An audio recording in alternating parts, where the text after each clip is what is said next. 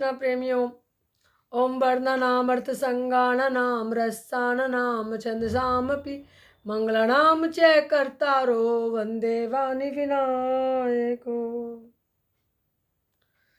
आज पुत्रदा एकादशी है, 13 जनवरी 2022, और इसे वैकुंठ एकादशी भी कहते हैं।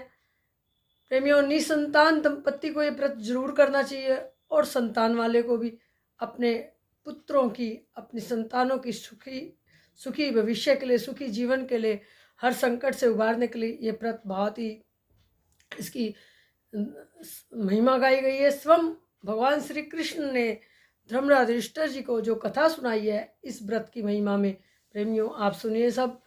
इस व्रत को जो करते हैं, कथा सुनने का ये अर्थ फल मिलता है, कथा जरूर सुननी चाहिए।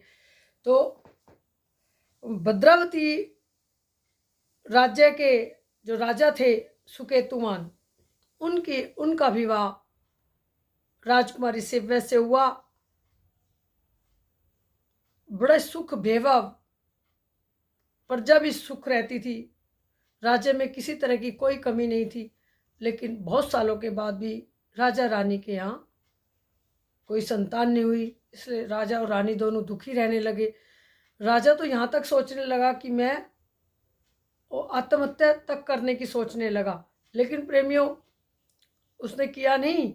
और एक बार वो वन में चला गया राजा, बहुत दुखी मन से, संतों से मिला है और संतों को अपनी पीड़ा बताई है।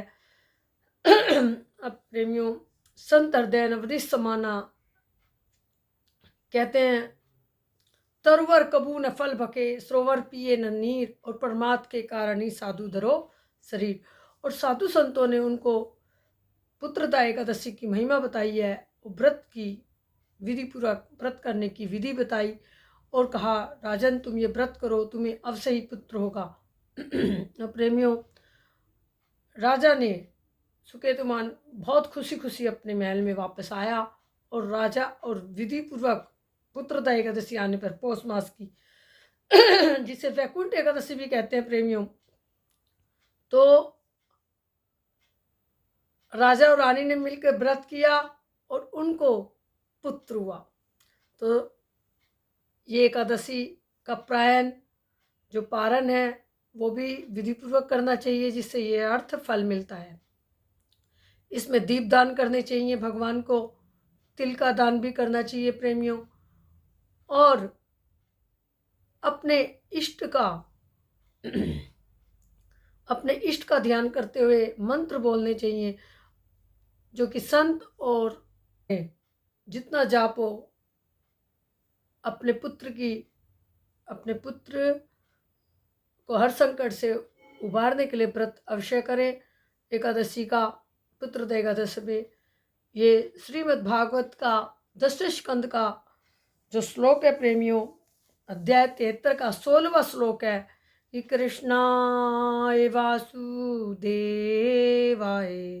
हरे परमात्मने प्रणत क्लेश नाशाय गोविंदाय नमो नमो। ये मंत्र अगर आपको याद है तो आप इसका जाप करें, और याद नहीं है तो आप याद करके इसका जाप करें, तो सभी संकटों से उबारने वाला ये व्रत।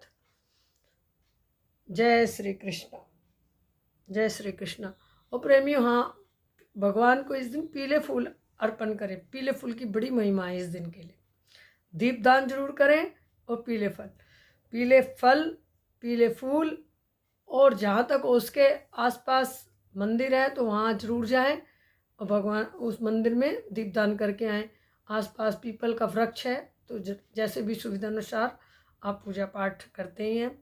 जय श्री कृष्ण, जय श्री कृष्ण।